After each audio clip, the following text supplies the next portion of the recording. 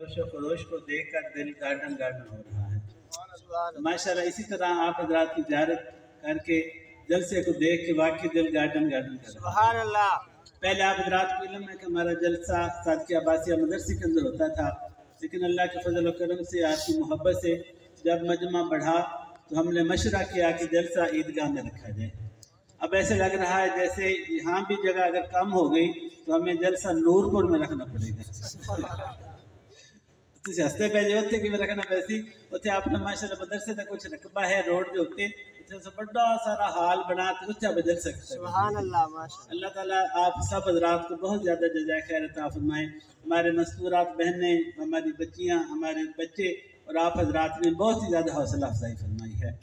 और ये अल्लाह करीम का बहुत बड़ा करम है कि हमारे जो मेहमानान गिरामी जिनके हमने नाम लिखे थे उनमें से तकरीबन सारे ही तशरीफ़ ला चुके हैं। इत्तेफाक की बात है कि मोहम्मद अली जलंधरी साहब आप तशरीफ़ नहीं ला सके। और मतलब मैं आपको अर्ज़ कर रहा हूँ, हकीकत बात अर्ज़ कर रहा हूँ कि हमने जलसा उनकी दी हुई तारीख के मुताबिक रखा था।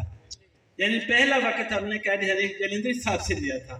मैं और मुफ्ती खालिद साहब गए और हज़रत ने डायरी मंगवाई। डायरी मंगवा कर 3 तारीख देखी और फरमाया कि ये जलसा रख ले। वो जलसा हमने रख लिया। और इत्तेफाक की बात है कि आज ही हज़रत मौलाना मुफ्ती तकी उस्मानी साहब कैदी हनीफ जलंधरी साहब के पास तशरीफ़ ले। साफ ज़ाहिर जब बड़े आ जाएँ तो छोटों का उनके लिए तो छोटे हमारे लिए तो बहुत बड़े हैं, उनकी निस्बत से मैं अर्ज़ कर रहा हूँ।